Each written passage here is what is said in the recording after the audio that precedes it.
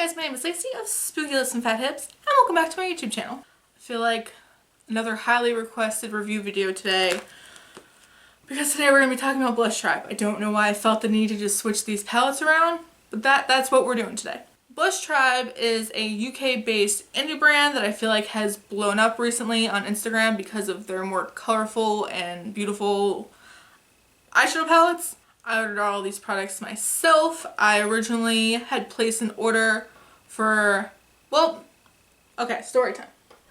Small story time. I had seen the Blossom palette on Instagram, and I don't know what possessed me to want to place the order because I have a million rainbow palettes, but I think it was the whole I want to try new indie brands thing. So I had placed an order for a bundle of stuff that included this palette, some brushes, some glitters, some other stuff, and then I had pre-ordered another palette with that, and then my order got turned away from customs and sent back to the company. Owner of Blush Tribe is very sweet. Worked with me about it. She figured out what happened. She apologized. It's not her fault by any means. It just happens. I told her that I really was just interested in this palette and the other palette that I had pre-ordered. She adjusted my order, made it happen. I'm happy as a clam. Ordering from Blush Tribe. I've ordered 3 times now. One of which is I'm waiting for another palette to come. I pre-ordered another palette. Well, I'm jumping ahead. Just ordering this, just once we sort out this order and then my second order, everything comes within 2 weeks. I don't have a hard time getting these palettes, even price-wise.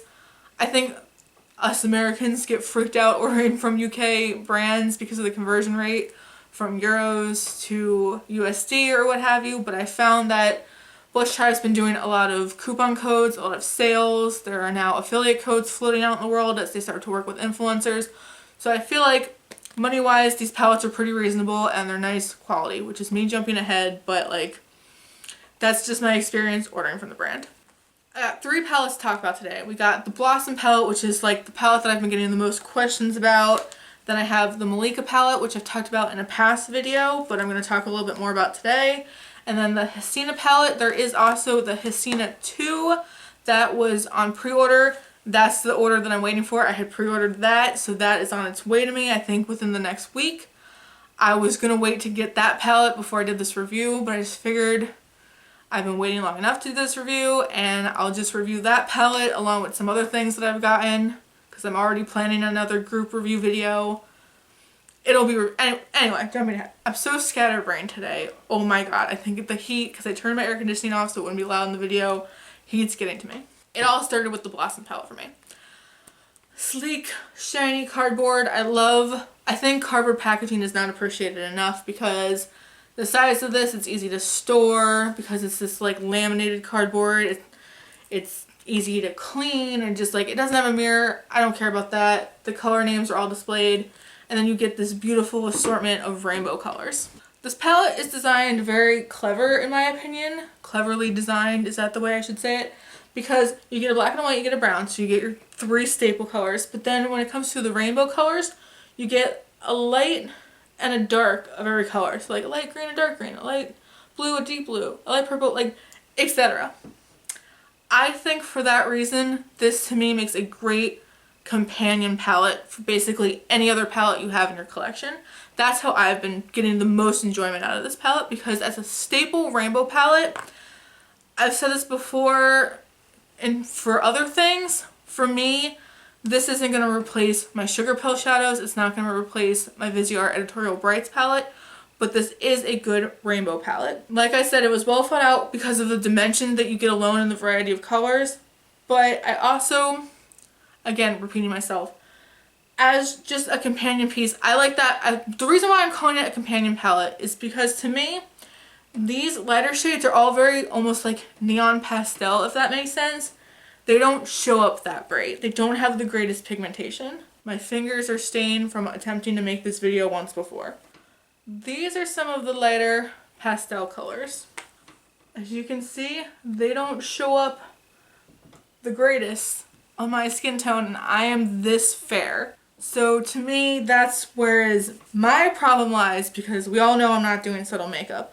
We all know if I'm reaching for a blue eyeshadow, I want it to be blue. Therefore, for me, these lighter shades are best used in the crease as transition colors to help blend out some of these deeper colors, because these deeper colors on the other hand are beautiful. This is why my finger was stained before, because I've been swatching the blue on the same finger. I tried to film this video twice.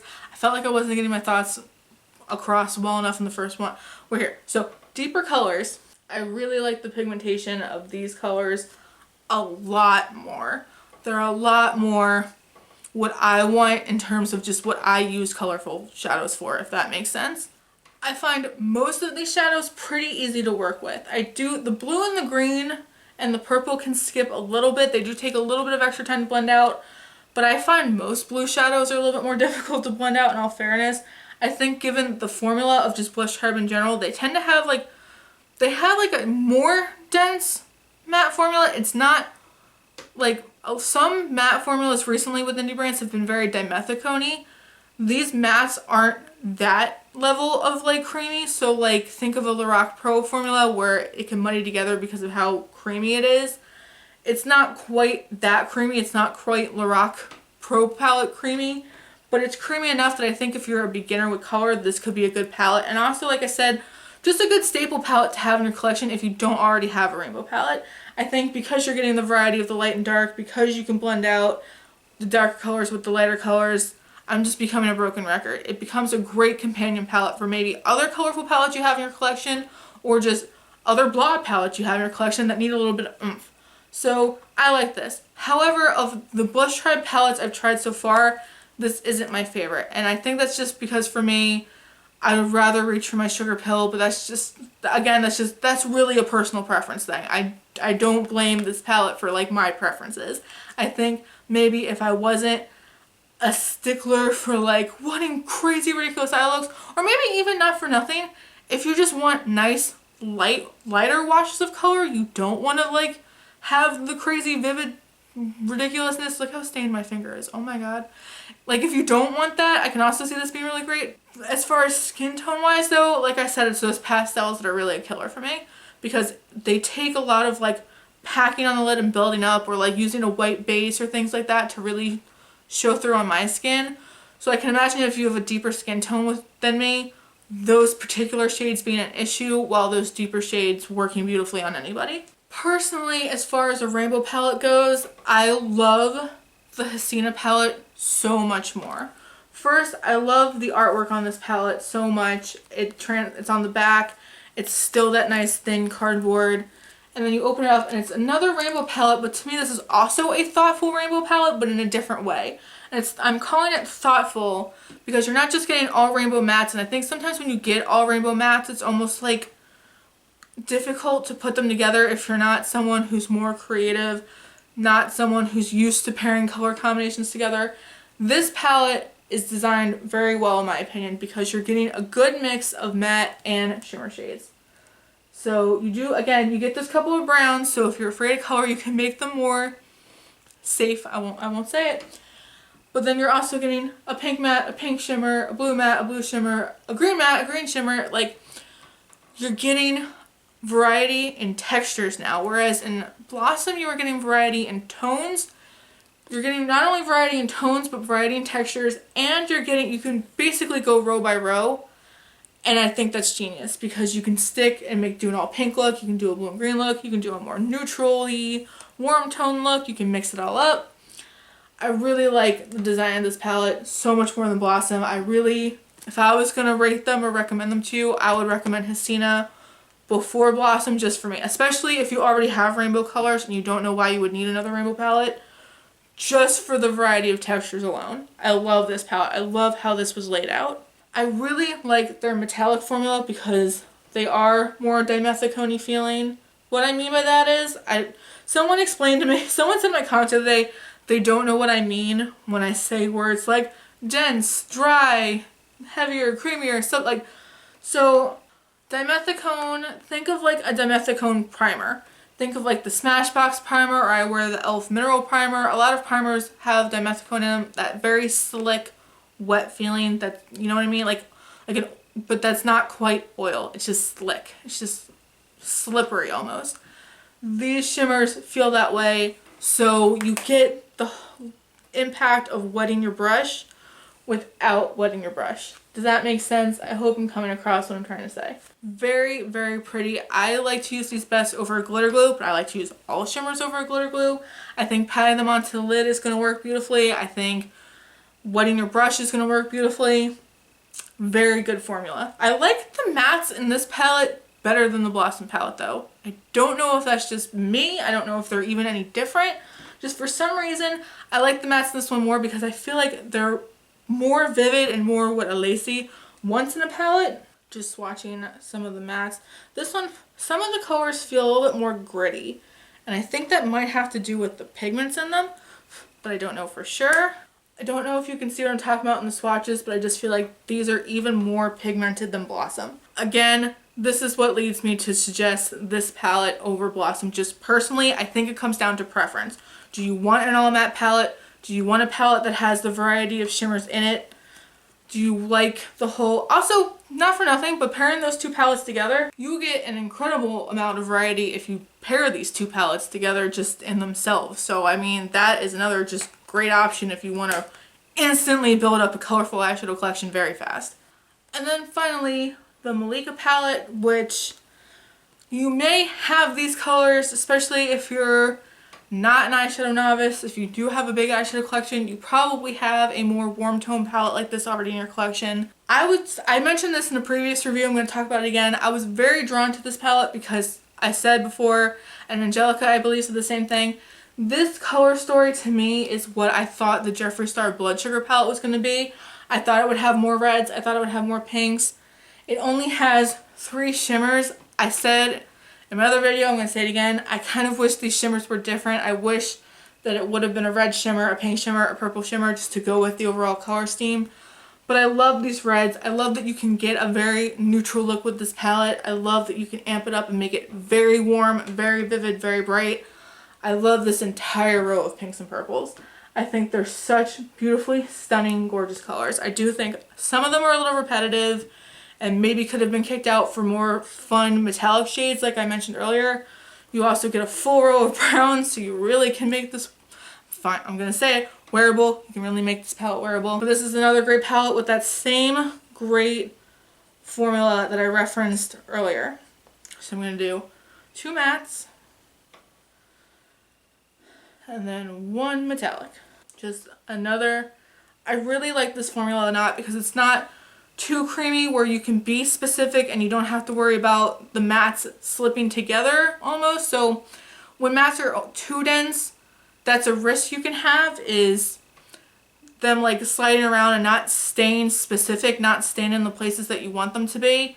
This is like a perfect hybrid between like a denser matte formula that's kind of more dimethicone-y and a drier, more like sugar pilly, Juvia's Place-y kind of formula. It's a little bit creamier than Juvia's Place, but still like workable. Really like the pigmentation on these. Really like how easy they are to work with. They blend like a dream.